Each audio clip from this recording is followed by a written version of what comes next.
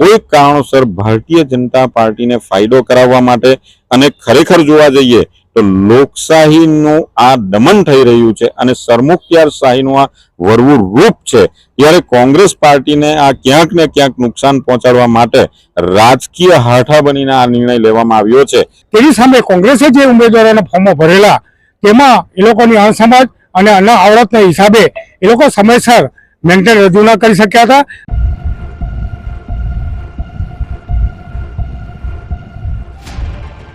नमस्कार दर्शक मित्रों, आप निहाळ રહ્યા છો સાઈ ગ્રુપ મીડિયા હાઉस में संचालित नवसारी लाइव અને झटपट न्यूज। शैलेषभाई, आखी घटना શું છે? અમારા પ્રમુખ અને કન્વીનર ગણદેવી નગરપાલિકાના ફોર્મ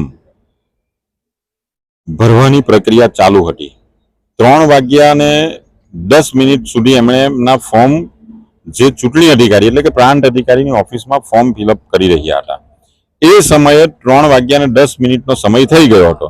ત્યારબાદ એમણે ફોર્મ ફિલઅપ કરીને ફોર્મ મેન્ડેટ રજૂ કરવા માટે એમણે ગયા, પરંતુ 3 વાગ્યાનો સમય ઓવર થઈ ગયો હોય એવું જણાવી મેન્ડેટનો અસ્વીકાર કરવામાં આવ્યો અને કહ્યું કે 3 વાગ્યા બાદ અમે મેન્ડેટ લઈ શકતા નથી। પરંતુ અમારા જે પ્રમુખ અને કન્વીનર એ તો 3 વાગ્યાને 3:10 સુધી તો ત્યાં ફોર્મ ભરવાની જે પ્રક્રિયાઓ હતી એમાં બિઝી હતા।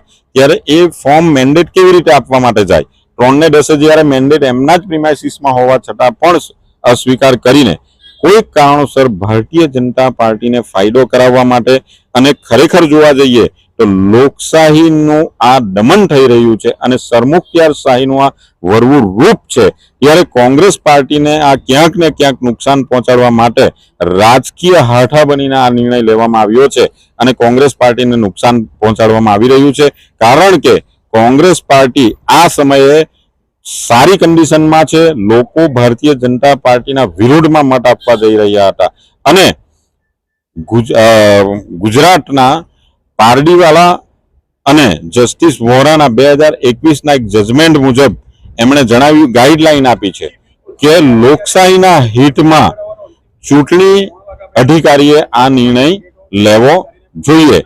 રિપ્રેઝન્ટેશન એક્ટ ઓફ 1950 ની 33 કલમ મુજબ આ સ્કૂટીની સમયે પણ મેન્ડેટ લઈ શકાય અને મેન્ડેટ ફોર્મ ભરતી વખતે જ રજૂ કરવું એવી કોઈ જોગવાઈ નથી।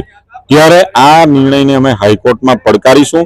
અમારા પ્રદેશ અધ્યક્ષ અમિત ચાવડા સાહેબ જોડે પણ વાત થઈ છે અને ખરેખર આ લોકશાહીનું ખરેખર હનન થઈ રહ્યું છે અને કોંગ્રેસ પાર્ટી સાથે જ નહીં, આ અનેક લોકો સાથે અન્યાય, આમ જનતા સાથે અન્યાય કરીને ભારતીય જનતા પાર્ટીએ ધાક ધમકી હોય, પૈસાનું જોર હોય, સત્તાનું જોર હોય, દરેક જગ્યાએ એમનો દરેક સત્તાનો દુરુપયોગ કરીને સત્તા મેળવવાના પ્રયત્નો કરી રહ્યા છે।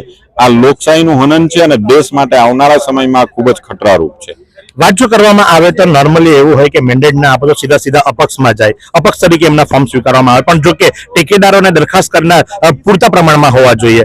તો શા માટે આટલા દિવસ સુધી બેસી રહેવામાં આવ્યું, લડત ના આપવામાં આવી? તમે કહો છો એ પ્રમાણે કે તમારી આંખો જોઈને પણ એવું લાગે છે ઊંઘ પૂરી નથી થઈ, તો શા માટે પાછળ પડ્યા? અને તમે જે પ્રમાણે જાણો છો કે હું પણ જાણું છું કે જ્યારે મતદાન કરવાનું હોય છે ત્યારે મતદાન કરતી વખતે આપણે પ્રિમાઇસીસની અંદર પહોંચી ગયા હોય, સમય જે માની લો 6 વાગ્યાનો સમય છે, 6 વાગે મતદાન પૂર્ણ થવાનું છે, તો 6 વાગ્યાના સમય સુધીમાં જ્યારે ઓલરેડી લોકો આવી ચૂક્યા હોય, ગેટ બંધ કરવામાં આવે, ત્યાર પછીથી ભલે ને 8 વાગતા હોય કે 9 વાગતા હોય એમના જે ખરા મતો લેવામાં આવે છે, તો તે જ પ્રમાણે તમે કહો છો કે જ્યારે તમારા પ્રમુખ જે ખરા અહીંયા હાજર હતા, પ્રિમાઇસીસમાં હતા, તો મેન્ડેટ શા માટે સ્વીકારવામાં ના આવ્યા? છેલ્લું જે ફોર્મ હતું એ 14:55 સ્વીકાર કરવામાં આવ્યો, 2:55, અને એનો સમય પણ અંદર નોટેડ થયો છે। એનું ટોકન પણ લેવાઈ ગયું છે અમારું। જ્યારે ટોકન લેવાઈ જાય એમની પ્રિમાઇસીસમાં જ્યારે આપણે પહોંચી જઈએ ત્યારે મેન્ડેટ લેવાની ફરજ ચૂંટણી અધિકારીની હોવી જોઈએ। 5 મિનિટ કે 10 મિનિટ એમની પ્રિમાઇસીસમાં હોય તો મેન્ડેટ લઈ લેવા જોઈએ, પરંતુ એ મેન્ડેટ ક્યાંક ને ક્યાંક કોઈ રાજકીય ઈશારાથી કે રાજકીય દબાણમાં આવીને લેવામાં નથી આવ્યા અને લોકશાહીને ધબ્બો લાગે એવું ડિસિઝન એમણે એવો નિર્ણય આજે કર્યો છે। એક તો પહેલા મહેનત કરીને ઉમેદવાર શોધવા, ઉમેદવાર શોધ્યા પછી એમના ફોર્મ ભરાવા, ફોર્મ ભરાવ્યા પછી મેન્ડેટ આપવાની પ્રક્રિયા કરવી, અને નવસારીમાં પણ 2 લોકો જે ખરા ફોર્મ નથી ભરી શક્યા, 52માંથી 2 આપી દીધી, ગણદેવીમાં 18 આપી દીધી। ગણદેવીમાં જે પરિસ્થિતિ છે એ ખરેખર ભારતીય જનતા પાર્ટીએ અત્યારે જે રીતે ઇલેક્શન લડવાની નીતિઓ અપનાવી છે એ ખૂબ જ લોકશાહીને હદ વટાવી જાય એવી નીતિઓ છે. અમારે ત્યાં ચીખલી હોય, વાંસદા હોય, ખેરગામ હોય કે નવસારી હોય, એમાં ઢાક ધમકીઓનું રાજકારણ કરવામાં આવે છે. અમારા કેટલાક આગેવાનોની ધંધા ઉપર પણ રેડ પાડવામાં આવી છે અને એમને કહેવામાં આવ્યું છે કે તમે તમારા ઉમેદવારોના ફોર્મ ખેંચાવી લો, નહીં તો તમારા ધંધાને શું અસર થશે એ અમે જોઈ લઈશું. ત્યારે આવી ધમકીઓ, આવી નીતિઓ અપનાવવામાં આવી રહી છે અને એની સામે અમારે જે લડાઈ આપવાની છે એ ખૂબ જ મુશ્કેલ છે, પરંતુ ક્યાંય અમે પાછળ પડવાના નથી. લોકો અમારી સાથે છે, અમે વગર ડરીએ અમે લડાઈ લડવાના છે અને કોર્ટમાં પણ એમને પડકારશું. શું ડિસિઝન આવ્યું? કેટલા ફોર્મ રદ થવાની વાતો ચાલી રહી છે અને હવે પછીની તમારી નીતિ રીત શું રહેશે? ગણદેવીના બધા જ ફોર્મ રદ કરવાની ડિસિઝન ચૂંટણી અધિકારીએ લઈ લીધું છે અને એની સામે અમે હાઈકોર્ટમાં એમને પડકારીશું, ઇલેક્શનને પણ પડકારીશું અને સ્ટે માંગવાના પ્રયત્ન કરીશું. સ્ટે માંગીશું હાઈકોર્ટમાં અને જે ગાઈડલાઈન છે એ મુજબ હાઈકોર્ટમાં પિટિશન દાખલ કરાવશું. હાઈકોર્ટમાં પિટિશન દાખલ થશે, સ્ટે લાવવાની વાતો થશે. હાલ તો ગણદેવી નગરપાલિકા જે ખરી એ ગણદેવી નગરપાલિકાની અંદર કોંગ્રેસના તમામે તમામ ઉમેદવારો જે ખરા એમના ફોર્મ રદબાતલ થયા છે. એટલે કહી શકાય કે ભારતીય જનતા પાર્ટીએ પોતાનો ભગવો લહેરાવી દીધો છે. જો કે સીધા આક્ષેપો, જી હા, જિલ્લા પ્રમુખ શૈલેષ પટેલ દ્વારા સીધા આક્ષેપો લગાવવામાં આવ્યા છે.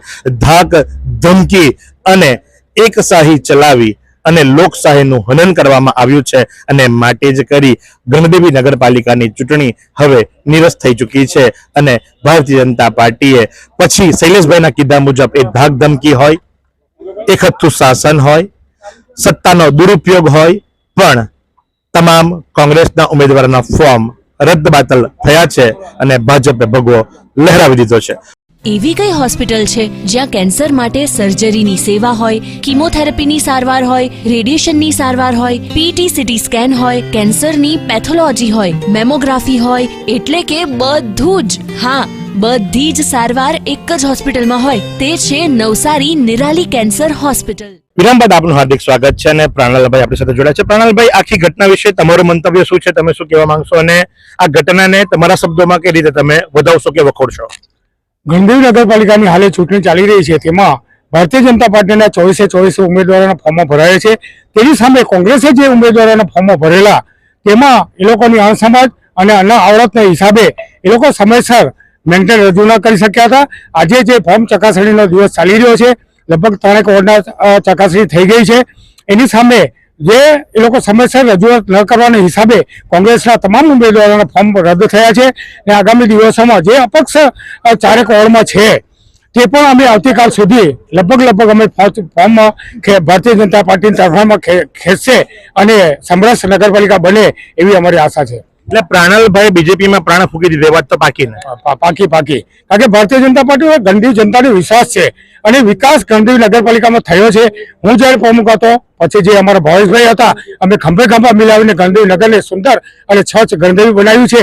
એના હિસાબે લોકોને આ કુદરતી એક ચાન્સ એવો મળ્યો કે ચાલો કે અમે લડવું નથી, સમરસ સાથે એક થઈને ગામ એક થઈને આગળ લડવું નથી. વાત ખોટી, ફોર્મ તો ભરાયા હતા, તમે મેન્ડેટ નહીં પહોંચવા દીધા એ વસ્તુ અલગ છે. એટલે એ વાત તો ખોટી કે ભાઈ સમરસ બનાવીએ. તમારી સામે કોંગ્રેસે ઉમેદવારો તો ઉભા રાખ્યા જ હતા, બરાબર, એ વસ્તુ અલગ છે અને જે પ્રમાણે સીધા આક્ષેપો કરવામાં આવ્યા છે કે ભાઈ સત્તાનો દુરુપયોગ કરીને કે ભાઈ અધિકારીની ઉપર દાગ દબાણ લાવીને ત્યાં સુધી કે શૈલેષભાઈનું તો કેવું એમ છે કે તમે એમના ઉમેદવારોના ધંધાની ઉપર રેટ પડાવો છો, તે વિશે શું જણાવશો? તદ્દન ખોટી વાત છે શૈલેષભાઈની. અમે કોઈ આ કાયદાનું કામ કરતા હોય, ભારતીય જનતા પાર્ટી કોઈ દિવસ નેગેટિવ વિચારતી જ નથી. અમે તો વર્ષોથી ખેલદિલીથી ચૂંટણી લડવા હોઈએ છીએ. આજે બી સામે હોત તો અમે ચૂંટણી લડત. આ ખોટા જે આક્ષેપો છે એ સારા નથી. આ જીતનો શ્રેય કોને આપશો? કારણ કે તમે તો જીત થઈ ગઈ, તમે તો કહી દીધું કે ભાઈ 3 વોર્ડનું તો ક્લિયર થઈ ગયું, બરાબર, કુલ 6 વોર્ડ છે, તમારી પાર્ટી તો સત્તામાં આવવાની એ વાત તો કન્ફર્મ જ છે. 18 ફોર્મ કોંગ્રેસના જે ખરા રદ થયા છે.